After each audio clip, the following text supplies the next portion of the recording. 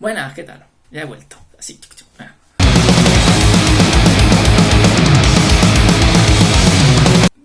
Después de una estancia en el hospital para curarme la cirrosis, pues ya he vuelto. Así que, por lo menos temporalmente, hasta que tenga que volver al centro a seguir curándome. Hola, bienvenidos a Banda Aparte.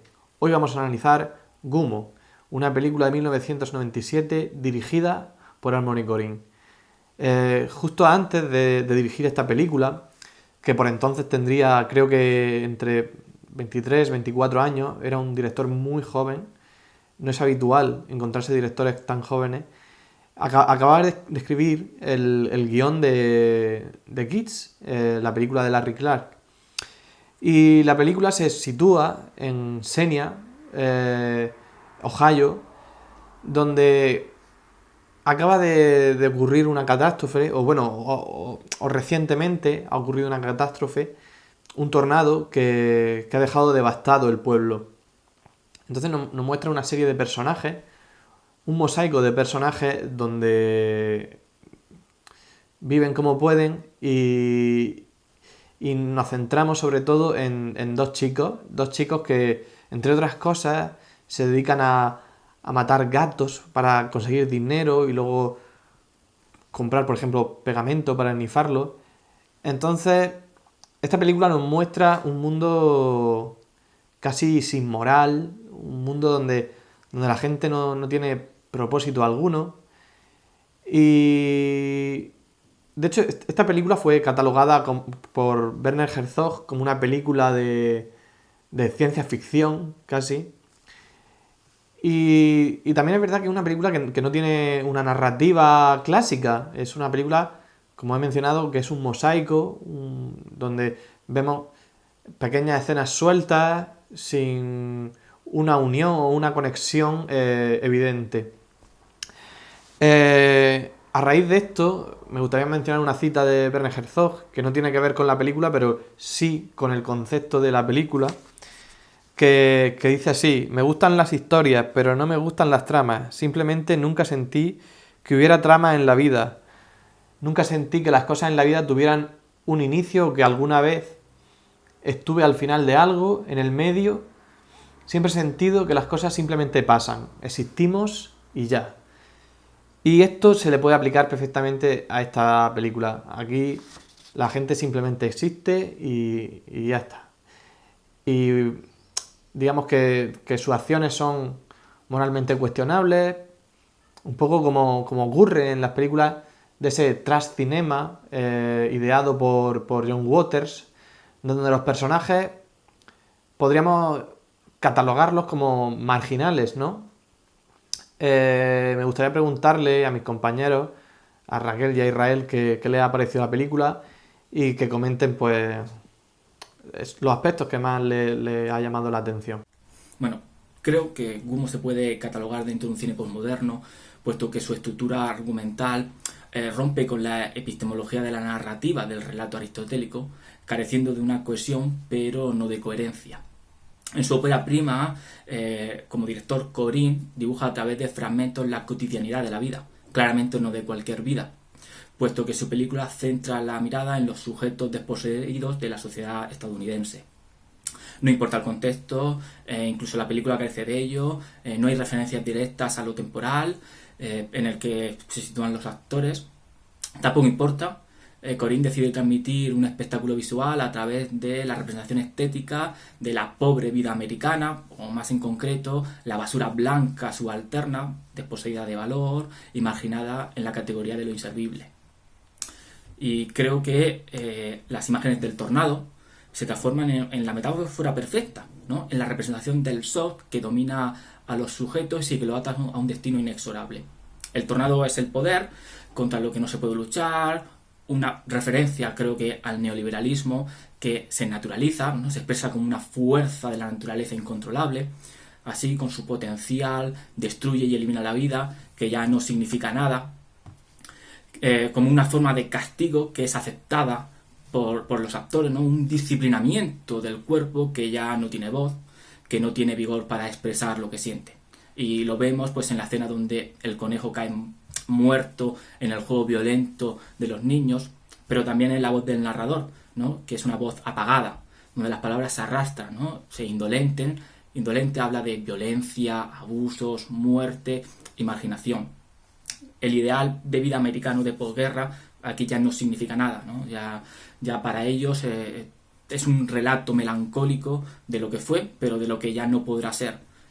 Estos sujetos, ¿no? Estos actores que vemos en la película, estos personajes, han sido abocados a una miseria a la que se ven replicadas de forma automática, ¿no? Y no pueden salir o no saben salir de ella, ¿no? En su horizonte de expectativas no hay futuro, pero son conscientes de ello y conscientes de ello buscan mantener la dignidad y se refleja constantemente en el interés de limpiar sus cuerpos, ¿no? En el niño pequeño, y la madre constantemente lo obliga a ducharse, a higienizarse, ¿no? Como esta dignidad, ¿no? Último baluarte de su existencia, de lo que los mantiene vivos y los mantiene dentro de la supervivencia. Gumo es una película un tanto extraña, y más al ser el debut de la dirección de Harmony Korine. Como vimos en el anterior vídeo, su primer proyecto fue el guión de Kids, y vemos una gran evolución entre un proyecto y otro, ya que en el guión de Kids sigue una narrativa más convencional, conocemos a los dos protagonistas desde el principio y vemos y contemplamos cronológicamente lo que hacen en un día, y aquí lo que vemos de repente es un collage de secuencias de diferentes personajes en donde no existe una trama en concreto. Esto resulta realmente interesante porque consigue retratar una sociedad que vive en un pueblo devastado por la pobreza, que está justificada por la afluencia de tornados. Él siempre ha defendido que quiere mostrar una realidad que no se ha mostrado en general en el mundo del cine, y de alguna manera lo consigue, y reforzando todo ello a través de un elenco actoral no profesional, e incitándoles además a la hora de grabar para que improvisen y sean espontáneos. Creo que además de la pobreza, uno de los temas importantes que refleja es la construcción de roles de género, pero también raciales, dentro de estas comunidades o dentro de esta sociedad subalterna, ¿no?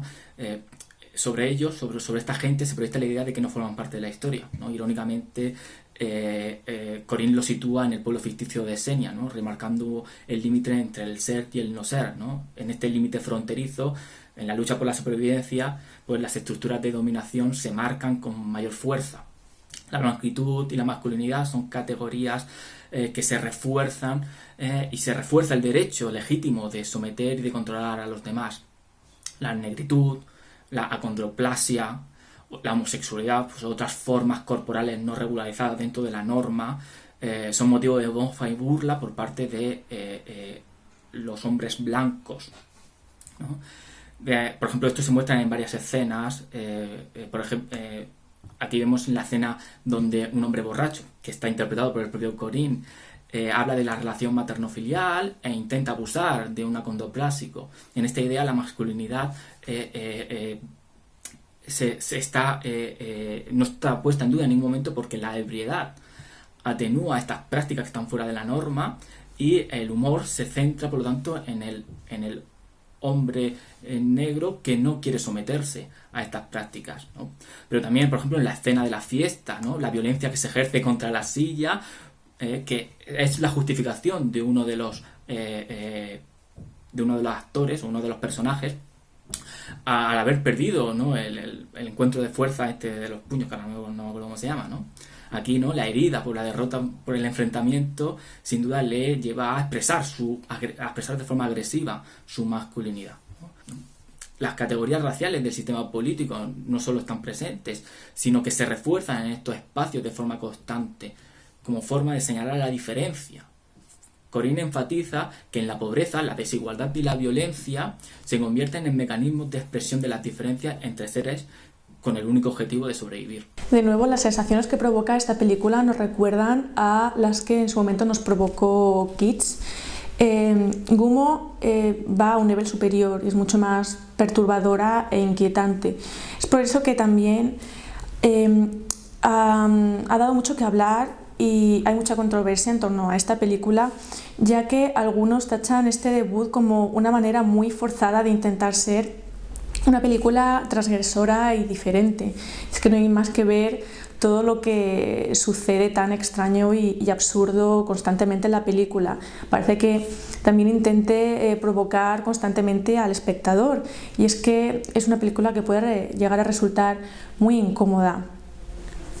Chloë Sevigny dijo sobre la película que se trata de uno de sus proyectos favoritos y que se convirtió en todo un icono para los jóvenes. Además dice que todas las películas de los blockbusters fueron robadas en Estados Unidos y que se convirtió inmediatamente en una película de culto.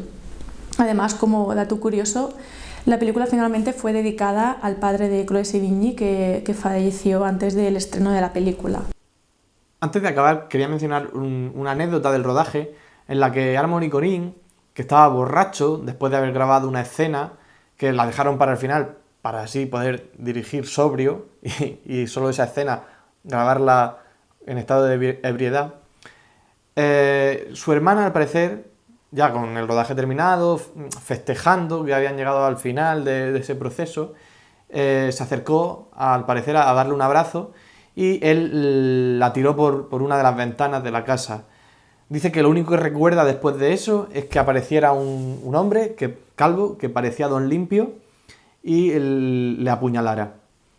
Así terminó Gummo y casi que representa lo que es la película, ¿no? Como han estado mencionando mis compañeros, una película que se aleja totalmente de ese sueño americano tan representado en el cine blockbuster y que nos muestra un mundo devastador, ¿no? Esperamos que os haya gustado el programa y nos vemos en el siguiente. Dadle a like si os ha gustado, comentad si os parece un análisis horrible y seguidnos si os ha parecido interesante. Hasta luego. Pues bueno, ¿qué tal me ha parecido? Pichipacha.